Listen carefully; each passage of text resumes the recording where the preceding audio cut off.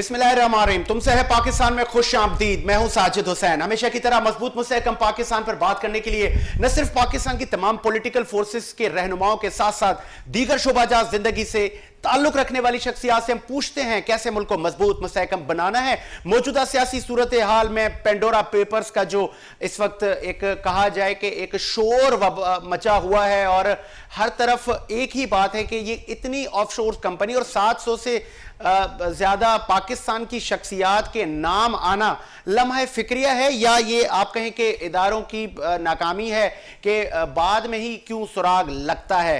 तो इन तमाम चीज़ों पे आज हम बात करेंगे कि किन किन शख्सियात के नाम शामिल हैं और जो सरे फहरिस्त हैं जो कि हुकूमती काबीना में मौजूद हैं, वजीर खजाना शौकत तरीन समेत हलीम खान, फैसल वाडा और पाकिस्तान पीपल्स पार्टी के शर्जील मेमन, कुछ मीडिया हाउसेस के मालकान जो सरे फहरिस्त नाम शोएब शेख का भी आ रहा है। लेकिन दूसरी बात यह है कि कुछ हाजरीन इसको कह रहे हैं कि ICIJ और तमाम ये जो मामलात उठाए गए हैं ये फेक हैं और इसकी तरदीद करते हुए हमें नजर आते हैं। तो वो तरदीद क्यों कर रहे हैं? क्या ये तमाम चीजें मनगढ़ंत हैं या ये कैरेक्टर असैसिनेशन है? इन चीजों में बात करने के लिए मेरे साथ स्टूडियो में मौजूद है सीनियर जर्नलिस्ट मजहर अब्बास साहब। मजहर साहब, आपका शुक्रिया, आपने टाइम दिया। टेलीफोन कॉल पे हमें ज्वाइन करेंगे मिर्जा इख्तियार बेग और दीगर पॉलिटिकल पार्टीज के सीनियर रहनुमाओं से हम पूछेंगे कि ये क्या मुआजरा है। मजहर भाई, सबसे पहले आप बताइएगा कि हमेशा हमने देखा है पैनामा लीक्स और फिर ये पेंडोरा पेपर्स बाद में ही क्यों, पहले हमारे इदारे कहाँ होते हैं? अब मतलब एकदम धमाका हो गया जी, 700 शख्सियात, लेकिन अभी तक जो खबरें आ रही हैं, शौकत तरीन साहब ने भी तरदीद कर दी कि मेरे असासे डिक्लेयर हैं, मेरी हर चीज़ डिक्लेयर है, तो फिर कहाँ क्या खामी है? देखिए, सबसे पहले आपका शुक्र है कि आपने मुझे बुलाया और ये जैसे एक्सपेक्टेड था कि ये पेंडोरा बॉक्स खुलेगा और ये एक बहुत बड़ा सहाफ़ियों का तकरीबन ओवर 100 जर्नलिस्ट हैं जो क्राइम को देखते हैं, उन्होंने ये इसमें पाकिस्तानी 2 सहाफ़ी भी शामिल हैं जो उस टीम में शामिल थे पूरी दुनिया के, जिन्होंने ये सारा निकाला है, स्कैम निकाला है। तो एक्सपेक्टेड ये था कि पाकिस्तानी होंगे, लेकिन इस वाले पेंडोरा बॉक्स के अंदर इसमें तकरीबन पाकिस्तानी सबसे ज्यादा हैं, इंडिया के मुकाबले पाकिस्तानी ज्यादा हैं। तो ये एक लम्हा फिक्रिया हमारे लिए है कि हमने इस जो पहले से हमने सबक हासिल किया। ठीक है, मैं मजहर भाई आपसे बात करूंगा। सीनियर पॉलिटिशियन, बिजनेस कम्युनिटी की मोतबर शख्सियत बेग साहब ने ज्वाइन किया। मिर्जा इख्तियार बेग साहब, खुश आमदीद कहेंगे, सुन सकते हैं आप? बहुत शुक्रिया जी। बहुत शुक्रिया सर। बताइएगा कि ये जो 700 लोगों के नाम आए जिसमें मीडिया हाउसेस के मालकान समेत हुकूमती शख्सियात भी शामिल हैं, तो आप इसको कैसे देख रहे हैं? लेकिन वो तो तरदीद कर रहे हैं कि हमारी हर चीज तो डिक्लेयर है।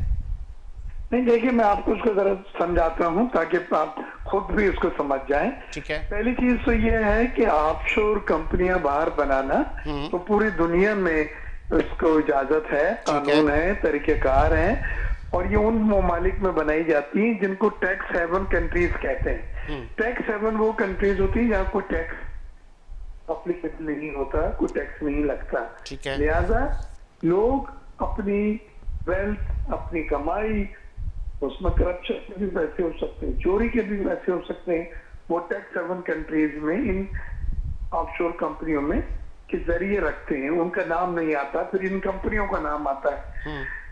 अब ज्यादा इंपॉर्टेंट ये है कि अगर ये कंपनियां डिक्लेयर्ड हैं इनकम टैक्स में, इनकम टैक्स के गोशवारों में ये कंपनियां डिक्लेयर्ड हैं और उनके जो रकूम है उनमें जितनी जितनी है, जितनी जितनी उसमें सरमाकारी की गई है उनसे वो डिक्लेयर्ड है, तो ये कोई जुर्म नहीं है।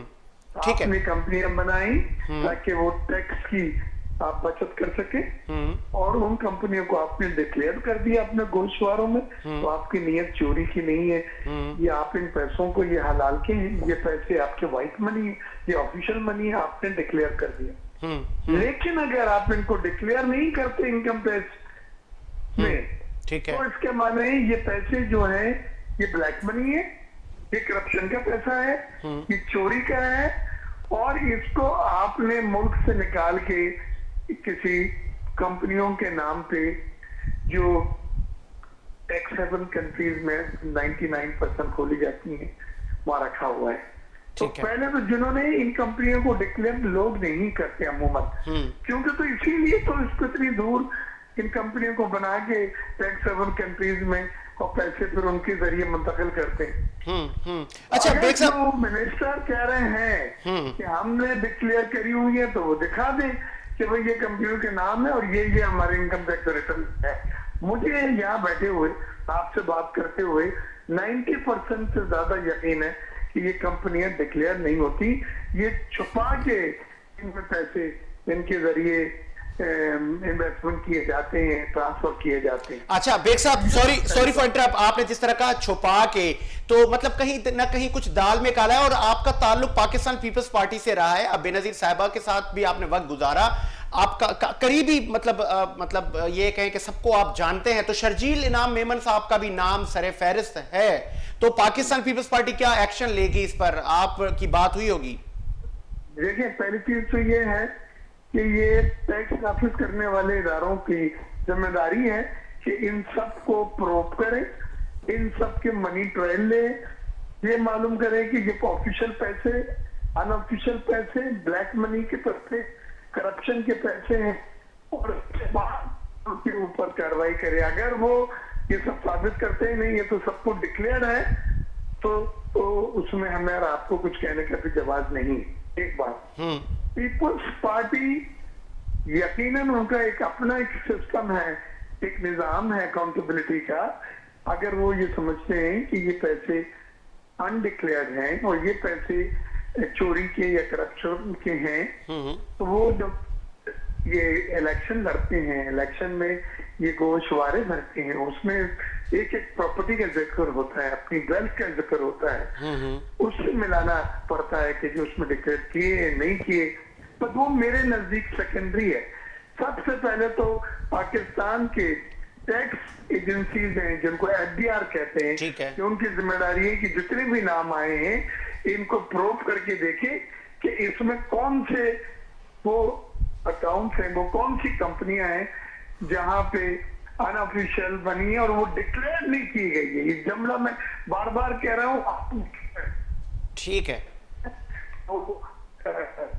ठीक है, ठीक है। मिर्जा इख्तियार बेग साहब, लास्ट में मुझे ये बताइएगा कि कैरेक्टर एसोसिएशन एक वतीरा रहा है। हम लास्ट देख रहे हैं कि जब से विफाकी हुकूमत इख्तिदार में आई है तो चोर चोर की बात तो अक्सर हम सुनते हैं, लेकिन साबित कुछ नहीं होता।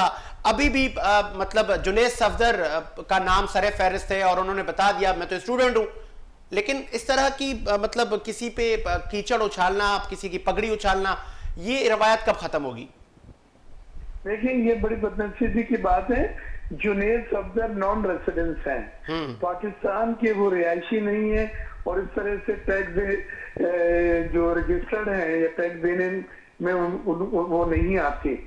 एक तो ये बात है, लिहाजा वो कह सकते हैं मेरे पास इससे भी दुगनी रकम, लेकिन मैं नॉन रेसिडेंस हूँ, मैं पाकिस्तान में रहते ही नहीं हूँ, लिहाजा मेरा यहाँ का इनकम टैक्स कवानीन लागू नहीं होती, एप्लीकेबल नहीं होते।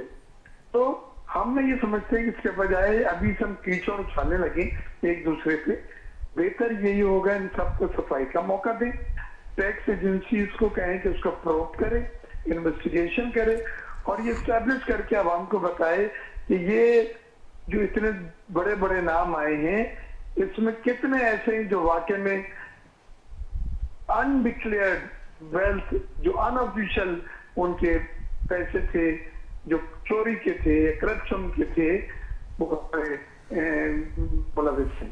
ठीक है, ठीक है, बहुत शुक्रिया मिर्जा इख्तियार बेग साहब, आपने अपना कीमती वक्त दिया।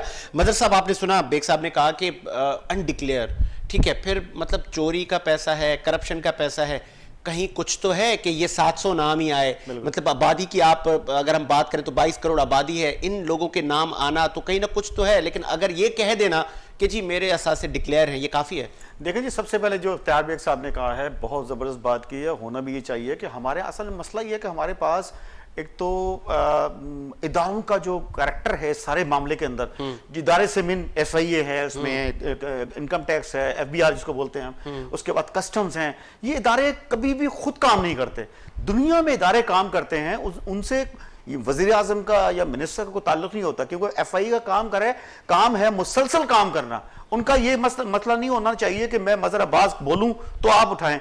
देखिए, इदारे बिल्कुल साउंड सोए होते हैं और उसके बाद होता ही है कि जब इस किस्म के स्कैंडल्स निकलते हैं तो वो उसके ऊपर कोई देखे। अभी इन्होंने बहुत अच्छी बात की, जैसे जुनेद सफदर की आपने बात की, मेरी नॉलेज के मुताबिक वो एक स्टूडेंट है वहां पे और लंदन का रेजिडेंस नहीं है, और उसकी अभी जो शादी हुई है, मैं किसी जातियत पर बात नहीं कर रहा, बट मैं टेक्निकल बात कर रहा हूं, उसकी जो शादी हुई है साग डार की बेगम साहब बेटी के साथ जो हुई है, वो भी इसी वजह से हुई है कि वो वहां पे फर्दर रहने के लिए की गई है। अब इसके बाद वहां परमानेंट वीजा नहीं है लंदन का। तो हाउ के देखिए ना, पहले अगर नवाज शरीफ साहब के औलाद के नाम पे इतनी अरबों रुपए की जायदादें हैं, तो जिस जमाने में 91-92 में जायदादें बनाई गई थी, तब वो स्टूडेंट थे, वो लोग बच्चे थे। लेकिन फवाद चौधधरी साहब जैसे मंझे हुए पॉलिटिशियन का ट्वीट आना और कह देना कि हाँ ये चोरी के पैसे हैं विदाउट एनी एविडेंस। नहीं, ये देखें, ये मैं बता रहा हूं। अब इसमें देखें, हम बड़े आराम से एक बात तो कर जाते हैं कि पीपल्स पार्टी, मुस्लिम लीग, या जैसे अब पीटीआई के लोगों के नाम आए, हुकूमत की तरफ से जिस तरह गोलाबारी हुई है, जी, अब आप समझ सकते हैं कि ऑपोजिशन से भी होगी। बिल्कुल होगी। देखिए ना, बात मेरे कहने का मकसद है, वाई इदारे क्यों नहीं काम करते, नंबर 1।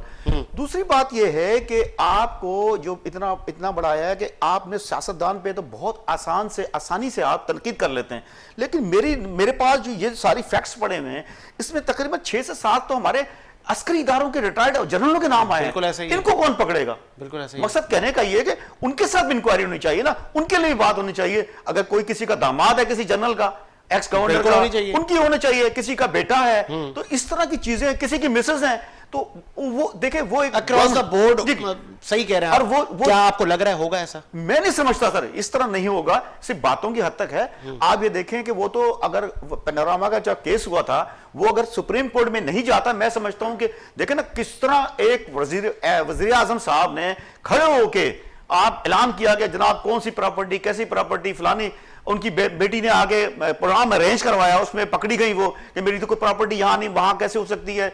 तो इस तरह की चीजें जब आम होंगी, प्राइम मिनिस्टर आके बोलेगा कि मेरी नहीं है, उसे पकड़ा जाता है, फैक्ट्स एंड फिगर के साथ पकड़ा जाता है। इसी तरह मैं समझता हूं हर चीज हमें कोर्ट पे नहीं जाना चाहिए। आप एक जुडिशियल कमीशन बनाएं या एक पार्लियामेंट हाउस की कमेटी बनाएं। पार्लियामेंट हाउस की कमेटी हो, उससे हटकर हो कि जनाब ये मुस्लिम लीग नून की छाप है या पीटीआई की छाप है।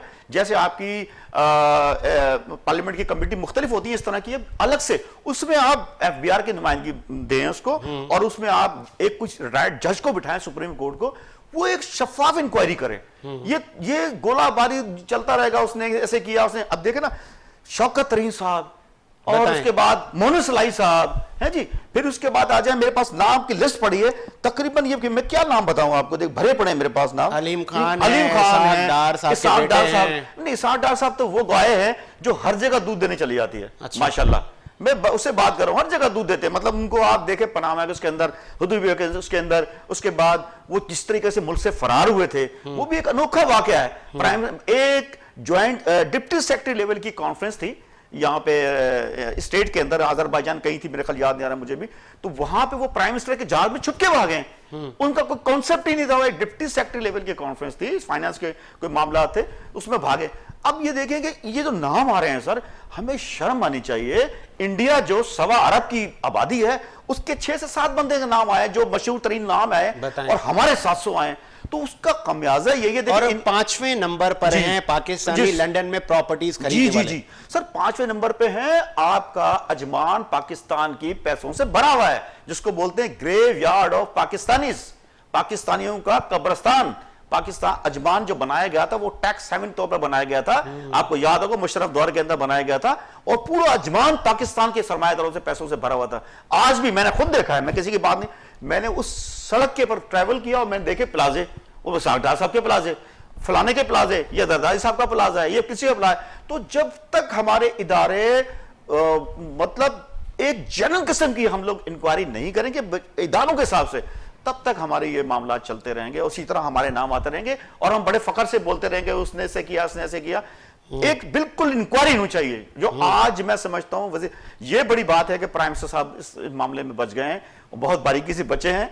नहीं तो एक वो आया था कि जवान टाउन का उनका भी नाम आ रहा था। मुमकिन है फ्यूचर में ऐसा हो, क्योंकि एक माजी की ये भी तो रिवायत रही है, मजहर साहब के आईनी मुद्दा वज़ीर आज़म हमारे यहाँ पूरा कहाँ करते हैं। जी जी, नहीं लंदन में फ्लैट का आया उनका, लेकिन अभी उसमें इमरान खान का, इसलिए हम फाइनल नहीं कर सकते, बात नहीं कर सकते, इमरान खान का नाम नहीं है, उसकी बच्चों के बेटों का नाम आया। मे भी हो सकता है कि भाई देखें देखें कि उसकी बेगम जो है, जो एक्स वाइफ है उनकी, तो वो जमायमा, वो लंदन में उन्होंने फ्लैट खरीदा अपने बच्चों के लिए सपोर्ट के लिए, लोग लेते हैं। लेकिन ये जो हमारे दूसरे इदारों के लोग हैं, जो रिटायर्ड ऑफिसर्स हैं, इनकी तो इंक्वायरी कराना कम से कम। चलो अगर हम यहाँ बैठ के बात कर रहे हैं, बड़ी आराम से हम बात करते हैं आसिफ ज़रदारी साहब चोर हैं, नवाज शरीफ चोर हैं, तो दूसरों को भी सर, उनको भी चलें, ठीक है, मुझे ब्रेक का कहा जा रहा है, एक ब्रेक लेते हैं, ब्रेक के बाद हाजिर होते हैं।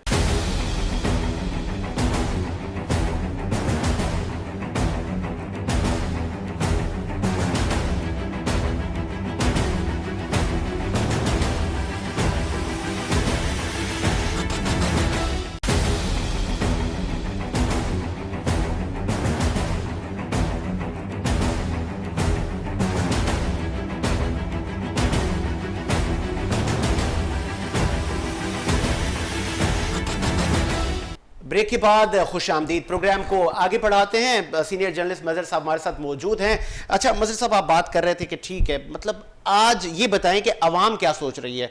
अवाम एक तरफ महंगाई में पिस रही है, पेट्रोल, वज़ीर आज़म साहब का कहना है कि 100 गुना दुनिया में बढ़ा है, हमने तो 22 गुना बढ़ाया है। तो सर मतलब अवाम को तकलीफ देना चाहिए था। नहीं, ये जस्टिफिकेशन नहीं है सर। अच्छा, ये तो फार्मूला ही बिल्कुल इलिटरेट किस्म का फार्मूला है कि दुनिया में बढ़ गई है, कि दुनिया में कम हो गई है। सर देखिए, पर कैपिटा इनकम जो होता है उसके हिसाब से बात की जाती है। देखिए, अगर 2200 या $2500 पर एनम की इनकम अगर वहां पे होती है, जीडीपी होती है बांग्लादेश की, तो हमारी तो 1200 पे बैठे हम लोग। देखिए, इंडिया में हमसे ज्यादा है। इंडिया इस टाइम पे चल रहा है 19 पॉइंट समथिंग पर कैपिटा पे जा रहा है। देखिए, 1.25 अरब की आबादी है। हमारी जो है, हमारी पर जीडीपी जो हमारी पर कैपिटा इनकम जा रही है, वो जा रही है सर 1200 के ऊपर जा रही है। ठीक है मदर साहब, रियाज शाह शिराजी साहब ने हमें ज्वाइन किया है। शिराजी साहब खुश आमदीद कहेंगे। Thank you very much. बहुत शुक्रिया शिराजी साहब। सबसे पहले आपकी पार्टी का फिर एक बार नाम मुतारिक हुआ है पेंडोरा पेपर्स में, शर्जील इनाम मेमन साहब का। हमने देखा है कि इससे कबल भी इनका नाम आता रहता है, तो पार्टी इस पर क्या एक्शन लेगी, ये भी तो बताइए। मसला है कि जो पहले पैनामा लीक्स आई थी, उसमें भी ओवरऑल सारी इंटरनेशनल जो वर्ल्ड में हुआ था। अभी ये जो कल परसों, अभी मैंने तो डिटेल से नहीं देखा कि क्या हुआ है, मगर अगर जो भी इसमें इन्वॉल्व होगा तो पार्टी में उसके खिलाफ जो भी अगर कोई हुआ, मगर मुझे भी कंफर्म नहीं कि डिटेल नहीं उनकी शर्जील इनाम मेमन साहब की कंपनीज आवेजा हुई हैं, प्रॉपर्टी के मकसद से वो कंपनीज बनाई गई थी, वहां पर इन्वेस्टमेंट पर्पस था, तो अब क्या रह गया है? मसला शर्जील मेमन साहब शायद उसने कोई अपने इलेक्शन गोशवार में शो भी की हो, ऐसे नहीं कि उसने ना की हो, जो भी उसकी होगी वो तो उसने शायद शो भी की हो। तो अभी मुझे इतना कि कंफर्म नहीं कि उसने शो की है नहीं की है। पेंडोरा बॉक्स में जो कह रहे हैं सुनने कल से कि भाई आइए कोई नाम 700 नाम बंदों के। अच्छा ठीक है शिराजी साहब, हमारे जराए का कहना है कि आपके जियाले और बेनजीर साहिबा के कलीदी मतलब साथियों में से उनका नाम सैयद खुर्शीद शाह साहब नून लीग में जाने वाले हैं। यार ये तो ऐसी गलत बात है। सैयद खुर्शीद अहमद शाह एक पार्टी के सीनियर हमारे पास है, वो पार्टी के लिए उसने बड़ी कुर्बानी दी। एक वो बड़ा नाम है पाकिस्तान लेवल पे, उसने पार्टी के लिए बड़ी खिदमत की है।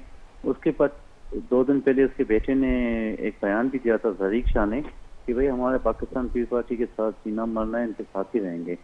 ऐसे लोग जो इशू इससे उड़ा देते, जो बात इससे ही कर देते हैं, ऐसी कोई बात नहीं। खुर्शीद अहमद शाह हमारी पार्टी के बड़ी पार्टी के सरमाया है, इसने बड़ी पार्टी के लिए कुर्बान दे। इंशाल्लाह ये पार्टी में जब तक जिंदगी रहेगी, मेरे ख्याल में पार्टी में रहेगा इंशाल्लाह। अच्छा, आपको नहीं लगता कि पार्टी तो चले कार्रवाई करेगी, इन्वेस्टिगेट करेगी, लेकिन अगर कहीं कोई भी मिनिस्टर या पार्टी का कैंडिडेट अगर किसी चोरी में या किसी इस तरह की करप्शन में मुलविस खुद को मतलब देखता है कि आज पाकिस्तान का मीडिया चीख चीख कर और तमाम एविडेंस के साथ मेरा नाम ले रहा है, तो क्या ही अच्छा होता कि खुद ही इस्तीफा आ जाता?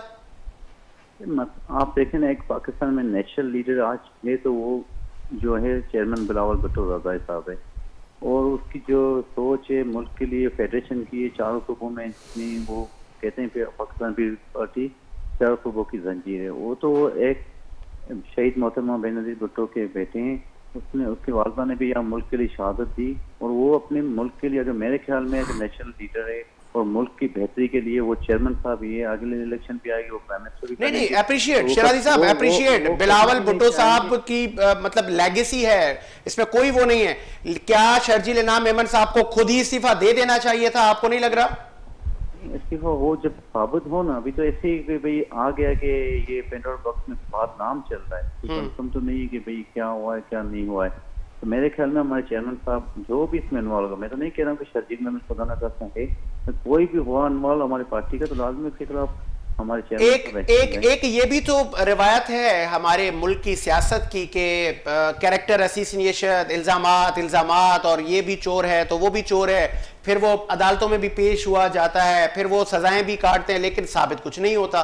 तो क्या गवाह और सबूत मिटा दिए जाते हैं, खरीदे जाते हैं, और लास्ट में अदालत उज़्मा को जब सबूत नहीं मिलते तो वो रिहा कर देते हैं?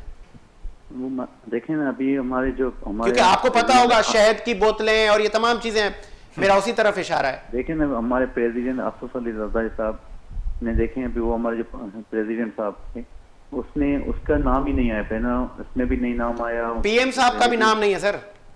नहीं, पहले पीएम साहब तो वो देखें कि इमरान खान की तो विश थी कि मैं एक मरतबा प्राइम मिनिस्टर बनूं, वो तो बन गया। उसको ये नहीं कि भाई हमारा मुल्क किस तरीके से चल रहा है, किससे जा रहा है, बस वो उनकी जो ख्वाहिश थी, विश थी, वो प्राइम मिनिस्टर बन गया। शेराई साहब, पीएम साहब को अप्रिशिएट तो करें, उसने कहा है कि 700 लोगों के खिलाफ कार्रवाई होगी, चाहे वो हुकूमती शख्सियात हैं, चाहे वो वजीर खजाना है, व्हाटएवर, सबके लिए। जो इन्वॉल्व हो ना, अभी देखें ना मुल्क के हालात जो क्या है, इमरान खान साहब तो इससे भी कहते थे कि भाई जो अगर डॉलर ऊपर चल जाए तो समझो तो मुल्क के हुक्मरान चोर है। अभी मुल्क की हालत देखो, गरीब क्या खाता है आटा खाता है। आज आटे की रेट है कि 90 तक को जाके पहुंचा है। तो ये क्या मुल्क ये मेरिट पे ऐसे चल रहा है, कि मुल्क पे जो चल रही है आप कैसे चल रहा है, मुल्क ऐसे थोड़ी चलते हैं। तो हम तो हमारे ख्याल में जिस तक इमरान खान होगा, ये डॉलर सुधारना करता। चलें, ठीक है शेराजी साहब, पाकिस्तान पीपल्स पार्टी ने क्या वैल्यू ऐड की है? अगर आप कह रहे हैं कि हुकूमत नाकाम हो चुकी है, आपने क्या वैल्यू ऐड की? पीडीएम से भी सबसे पहले आप लोग मतलब राहें अलग कर गए। यार, जितनी मेरी सोच में है कि पाकिस्तान पीपल्स पार्टी वाहिद पार्टी है जो फेडरेशन के लिए है, उसमें जो उनकी अपने वो हर चारों सूबों में, हर मुल्क में उनकी माशाल्लाह पार्टी के बहुत लोग दिए मुल्क की बेहतरी के लिए। मैं समझता हूँ मुल्क के लिए मोहतरमा बेनज़ीर भुट्टो ने बड़े काम किए, जो हमारे 2008 से 2013 में पाकिस्तान से ये हुकूमत डिलीवर करने में नाकाम हो चुकी है। नाकाम इसका वाहिद हल है कि जल्दी इलेक्शन हो जाए, और इंशाअल्लाह ताला इलेक्शन होगी, उसके बाद जो भी। तो आप यानी टाइम दे रहे हैं, आप चाह रहे हैं कि ये हुकूमत आईनी मुद्दा पूरा करे, ऑपोजिशन ये चाह रही है, आप सॉफ्ट कॉर्नर दे रहे हैं। ये जितना टाइम रहेगा उतना मुल्क के लिए खराब है। हम समझते हैं कि इसको भी मुल्क। तो इसका हल क्या है सर? तो इसका हल क्या है? अगर ये मुल्क के लिए सही नहीं है तो इसका हल क्या है शेराजी साहब? इसका हल है कि भाई या तो इन हाउस चेंज होना चाहिए, या तो कोई इलेक्शन दोबारा आ जाए। कौन करवाएगा? आप करवाएंगे? अभी देखें क्या होता है। जब तक ये प्राइम मिनिस्टर इमरान खान साहब के हमें चली लग रहा है कि मुल्क अच्छे तरीके से जा रहा है, जाएगा। मुल्क के लिए अच्छी बात नहीं है। डॉलर की देखें कीमत, देखें महंगाई, देखें क्या चल रहा है। तो आज मेरे ख्याल में कि इमरान खान साहब का मुल्क नहीं चल रहा है, और जितना टाइम ये रहेगा तो उतने मुल्क के लिए नुकसान ही नुकसान होगा। और शर्जील इनाम मेमन के खिलाफ कार्रवाई होनी चाहिए। नहीं, देखें ना, कोई भी इन्वॉल्व हो, जैसे शर्जील इनाम मेमन साहब हैं या कोई भी इन्वॉल्व, अगर कोई गलत काम में इन्वॉल्व तो उसके खिलाफ लाजमी होनी चाहिए। इसकी कौन सपोर्ट करेगा? कोई भी सपोर्ट नहीं करेगा। चलें जी, बहुत शुक्रिया रियाज शाह शेराई साहब, आपने टाइम दिया। मदर साहब, आपने सुना। सर, दो चीज़ें हैं, मैं आपको बताता चलूँ। बेसिकली हम और आप बैठ के बीइंग अ जर्नलिस्ट हम बात कर सकते हैं, बट इफ्तिखार बेग साहब की बात बिल्कुल सही थी। हमें देखना ये है कि कौन गलत है कौन सही है। लेकिन सबसे पहले बात तो ये था, दुनिया के अंदर ऑफशोर्स कंपनी पे काम होता है, जितनी भी दुनिया में काम हो रहा है। मजहर साहब, ये पैसा जाता नहीं, मैं वही कर रहा हूँ, वो ट्रांजैक्शन हमारे इदारे क्यों नहीं देख, मैं अर्ज कर रहा हूँ सर, उसी पे आ रहा हूँ। बिल्कुल शॉर्ट बताना चाह रहा हूँ आपसे। देखें, ये पैसा जो है, इस पे इसमें कोई मुजायका नहीं कि आप ऑफशोर कंपनी में काम कर सकें। आजकल दुनिया में सारी चीजें ऑफशोर कंपनी पे काम हो रहा है। होता ये है कि जैसे इख्तियार बेग साहब ने कहा था, और जैसे मैंने कहा आपको, इदारों का काम है। अगर मेरा पैसा, अगर तो मैं रजिस्टर्ड हूं और मैंने रजिस्ट्रेशन कराई और मैंने डिक्लेयर किया है स्टेट बैंक ऑफ पाकिस्तान के अंदर और एफबीआर के अंदर कि मैं मजहर अब्बास, मैंने फलानी जगह फलानी कंट्री में कंपनी की है और ये मेरे एहसास हैं, ठीक है, ये मेरी इन्वेस्टमेंट है, जेन्युइन जिसको बोलते हैं, मनी लॉन्ड्रिंग में नहीं आती, ठीक है, तो फिर तो सही है, आप बता रहे हैं और डिक्लेयर कर रहे हैं कि भाई ये मेरे आ गए। अगर तो आपने चोरी करके किया है, पैसा किया है और इदारों को पता कैसे चलेगा? लेट्स सपोज मजहर साहब के पास 10 अरब डॉलर हैं, लेकिन मजहर अब्बास साहब आपके पास इतना एसेट, इतना पैसा कहां से आया? यस, ये भी तो आपको ट्रेल देनी होगी। बिल्कुल बिल्कुल, ये देखे ना, ट्रेल तो उन्होंने भी दी ना नवाज शरीफ साहब ने। आज तक वो बोल रहे हैं मुझे क्यों निकाला, मुझे क्यों निकाला। भाई निकाला इसलिए कि आपने कहां बनाया था। अभी तो शुक्र अदा कर रहे हैं कि आपने वो स्कैंडल किया जज का, वो वही इतनी सारी कैसेटें उसके पास जो ना वीसीआर में चलाते थे वाली, वो अभी पड़ी है उसके पास, मरियम के पास पड़ी है, ये बात नहीं है। लेकिन अभी गवर्नर साहब का स्कैंडल आया, अच्छा का, ऐसे उनके पास बहुत सारी फिल्में बनी हुई हैं। ये काम तो हम लोगों का मीडिया का होता है, लेकिन वो कर रहे हैं वो लोग, उनकी में सलाहियत है। देखिए बात ये है कि सर कि ये चीजें जो हैं, जब तक हम लोग, मैंने जैसे बताया कि आपको इदारे काम नहीं कर रहे। देखिए एफबीआर क्यों काम नहीं करता? इदारे काम यूं नहीं कर रहे कि जब कोई हुकूमत आती है वो इदारों पर असरअंदाज होती है। जी जी बिल्कुल है, फैक्ट है। तो फिर इदारे उस असर में ना है ना सर। देखें आपका मजे की बात, वो हमारे नवीद साहब थे, कौन थे जो सेक्रेटरी रहे, मुसलसल हमारी जवानी खत्म हो गई, ठीक है, तो वो चल रहे थे, हम देख रहे थे, मुशर्रफ साहब से पहले के चले आ रहे थे। अच्छा। वो जो भी सेक्रेटरी थे, आपके एडवाइजर भी रहे कुछ अर्सा भी, उनके बेटे का नाम है, ठीक है, वो कब से चले आ रहे हैं, कभी एफबीआर, कभी सेक्रेटरी, कभी एडवाइजर। ऐसी कोई उनके पास गिदर सिंह तो होगी ना सर, गिदर सिंह के हर हुकूमत में वो हैं। सर वो जाते हैं ना, बताते हैं कि ये चोरी के पैसे, देखो मैं टेक्निकल आदमी हूं, अच्छा, जिसको कहे फ्रंटमैन। जी फ्रंटमैन को उनके advisors they called as advisor कि ये पैसा है, इसको ऐसे निकाल देंगे। मैं देखिए एफबीआर को चला रहा हूं, देखिए मैं जनाब टैक्स हेवन पढ़ा, फलानी, मतलब वो एक्सपर्टीज बताते हैं और अपनी कुर्सी पक्की करते हैं। जी पक्की करते हैं। अब बात ये है कि देखिए आपको पता है कि हमारे बराबर मुल्क में इंडिया है, इंडिया के अंदर जब एक इंस्पेक्टर, अभी अफसर की बात नहीं कर रहा, एक इंस्पेक्टर जो हमारे पास भी होते हैं एफबीआर के अंदर, वो बोलता है जी मज़हर साहब मैं कल आऊंगा, तो मुझे रात से नींद नहीं आती, रात से नहीं। उसके पास इतनी पावर है कि दीवार तोड़ सकता है, घर का दरवाजा तोड़ सकता है, ठीक है, उसके पावर्स हैं, जुडिशियल पावर है। हमारे इंस्पेक्टर तो वो एक फोन की मार है, ओए तुम क्या कर रहे हो वहां पे, चलो निकलो यहां से। तो आप कैसे काम करेंगे? आप इदारों को जब तक आजादाना तौर पर काम करने देंगे, नहीं देंगे, ऑटोनमस बॉडी बनाएं। FBR is not a autonomous body. जैसे आपका इलेक्शन कमीशन है, जैसा आपका नैब है, इस तरह आप इसको ऑटोनमस बॉडी बनाने, लेजिस्लेशन करें, उसको बना दें, वो आजाद तौर पर काम करें। अभी मुझे एफबीआर का चेयरमैन अगर मैं लगाता हूं, मैं लगाऊंगा तो मुझे मना करेगा काम से, वो पॉसिबल नहीं है सर, हमें काम करना है। चलें, मैं शाहनवाज जदून साहब पाकिस्तान तहरीक इंसाफ से हैं, वो भी हमें ज्वाइन करेंगे। और मज़हर साहब अब बताइएगा कि महंगाई कंट्रोल क्या आपको लग रहा है कि ये हुकूमत कर पाएगी कंट्रोल? आपका तज्जिया क्या कह रहा है? देखिए जी, महंगाई बेसिकली देखें 50-70% जो महंगाई कंट्रोल कर सकते हैं वो सूबाई हुकूमतें कर सकती हैं, ठीक है। 18 अमेंडमेंट के बाद आप तो बोलते ना 18 अमेंडमेंट के बाद भाई हुकुम फेडरल गवर्नमेंट को काम नहीं करने दिया जा रहा, फॉर एग्जांपल कि आप नहीं कर सकते, ये नहीं कर सकते। अभी अगर वजीर आजम आया था, दूसरे दिन 6 वजीरों ने स्टेटमेंट दे दी, 6 वजीरों ने आके कहा कि भाई ऐसा नहीं होगा, ऐसा होगा, उसको बियॉन्ड कारपेट किया उन्होंने। देखें यहाँ एक महकमा है हर सूबे के अंदर है, वो होता है प्राइस कंट्रोल और मेजरमेंट। हमारे दोस्त ही उसका एडवाइजर हैं, मुझे बताएं वो महकमा क्या कर रहा है। अच्छा, वो बोलते हैं कि हमारे पास ताकत नहीं है, वो ताकत से डीसीज के पास है। डीसीज आपने लगाया, वो देखें फ्लॉग 1800 के लोग बैठे हुए हैं, उनकी मेंटेलिटी नहीं है। डीसी 18 ग्रेड का अफसर है, वो अपने ऑफिस से निकलता ही नहीं, उसको पता ही नहीं दूध कितने का है। आए दिन तो कराची में दूध बढ़ जाता है, कमिश्नर साहब को पता ही नहीं होता। लेकिन ट्रांसफर, पोस्टिंग, अपना नवाजी, अकरबा परवरी, फिर जी मेरा बेटा है, एक होता है ना मुंह बोला बेटा, या मेरे लिए अच्छा काम करेगा, तो इसको कौन खत्म करेगा? इदारे देखे ना कि ये ट्रांसफर पोस्टिंग एलिजिबिलिटी है उस साहब में। मैंने अर्ज की ना कि देखिए सिंध के अंदर अगर प्राइस मेजरमेंट का एक महकमा है, पूरे देखे ना, एक सेक्रेटरी है, डीजी है, तनख्वाहें चल रही हैं, आपके मेरे टैक्सों के पैसे। देखिए हर गरीब से गरीब आदमी वो टैक्स पे कर रहा है, ये झूठ बोलते हैं। देखिए कोई चीज भी खरीद रहे हैं, टैक्स पे कर रहे हैं। डायरेक्ट इनडायरेक्ट की बात अलग करें, टैक्स आ रहा है पाकिस्तान की हुकूमत पाकिस्तान के ऊपर, और सिंध गवर्नमेंट का पोर्शन उसको मिल रहा है। अब बात यह है कि देखें सर कि वो इदारे काम क्यों नहीं कर रहे, वो डिप्टी कमिश्नर क्यों नहीं कंट्रोल कर रहा अपने डिस्ट्रिक्ट के अंदर प्राइस को, वो जो मेजरमेंट का इदारा है वो क्या कर रहा है? अगर नहीं कर रहा आप उसको फायर करें, नहीं उस इदारे को खत्म करते। मैं तो कह रहा हूं, मेरे दोस्त है डॉक्टर खट्टू मलजीवन साहब, मैं उनको बोल बोल के थक गया, खुदा रहा। अगर देखें पीपल्स पार्टी किसी को नवाजना चाह रही है, सर 36 तो स्पेशल असिस्टेंट है सिंध गवर्नमेंट के अंदर, एक तो मुझे बताया काम करता हो, जो काम करने वाले उनके वहां महकमे नहीं है। मैं नाम ले सकता हूं किसी का, सर देखें, आप नाम लेना सर। देखें आप मुझे, मैं डॉक्टर खट्टूमल से मेरी 90 की दोस्ती है, लेकिन वो बेचारा इस कंडीशन में नहीं है कि वो काम कर सके, डिलीवर कर सके, बीमार आदमी है। अब उसको किसी और जगह, खूबसूरत जगह जाके बैठा दें, ठीक है, आप पेंशन होती है ना उस टाइप का। लेकिन मजहर साहब आगे फिर हमने उस कॉन्स्टिट्यूंसी को विन करना है, आगे इलेक्शन में हिस्सा वो लेना इलेक्शन है, लड़ ही नहीं सकता तो ना सर। लोगों को नवाजा भी तो जा रहा है ना सर। सर देखिए डॉक्टर साहब, देखिए मैं उनकी जो फिजिकल पोजीशन है उसकी बात कर रहा हूँ। बहुत जबरदस्त इंसान था, मैंने इसको देखा, 90 से मेरे दोस्त है, मुख्तलिफ एमएनए रहा, एडवाइजर रहा, मिनिस्टर था, फेडरल मिनिस्टर। अब उसकी कंडीशन नहीं है, उसको किसी और अच्छी जगह खामोश साउंड पोजीशन पे जाके बिठा दें। आप जैसे मेरे जैसे बंदे को, एनजेडी को वहां बिठाएं कि जो डिलीवर करे। मैंने उसके सामने कई दफा जिक्र किया, भाई देखें टास्क फोर्स पंजाब में काम कर रही है, केपीके में कर रही है, टास्क फोर्स आप चेयरमैन बने। ये जो इदारों के आपके, जो मैं बड़ा फकर से अपने सुनने वालों को बताता चलूं, प्राइस मैनेजमेंट का इंस्पेक्टर सब करोड़ों रुपए महीने की रिश्वत लेता है। महीने में उसकी सेटिंग है, मैं आपको चैलेंज करके बता रहा हूं। पेट्रोल पंपों में देखें आप मुझे वो प्रूफ दें, मैं उनको कॉल हम पे लेता हूं, करेंगे उनको बुलाता हूं। हम बिल्कुल अगले अपने मुझे प्रोग्राम approve में दें। इंशाल्लाह हम वीनस के प्लेटफॉर्म से आपके प्रोग्राम के हिसाब से हम लेके आएंगे। देखें डिस्ट्रिक्ट वाइज तकरीबन कराची के अंदर मैंने जाके एडवाइजर साहब को बताया, मैंने कहा देखें एडवाइजर साहब, एक बंदों को रिलीफ कैसे देंगे आप? देखिए डिप्टी कमिश्नर काम नहीं कर रहा है, असिस्टेंट कमिश्नर काम नहीं कर रहा।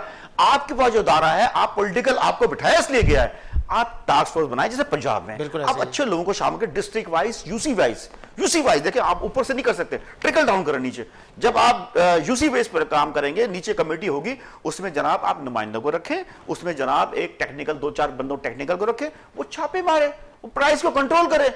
लेकिन आपके कराची में 4 से 5 हजार पेट्रोल पंप हैं। मैं आप छोटी सी आपको बात करता चलूं। चले, मैं इस पे प्रोग्राम करूंगा और प्रोग्राम का वक्त भी खत्म हुआ चाहता है, और इसी उम्मीद के साथ कि जिस तरह वजीर आजम इमरान खान ने कहा था कि पाकिस्तान का जो कौम का पैसा है, अगर कोई करप्शन करके, कोई चोरी करके बाहर ट्रांसफर कर रहा है या कहीं उसने छुपा दिया है, तो उसको हम बाहर लाएंगे और कौम का पैसा कौम को वापस करवाएंगे।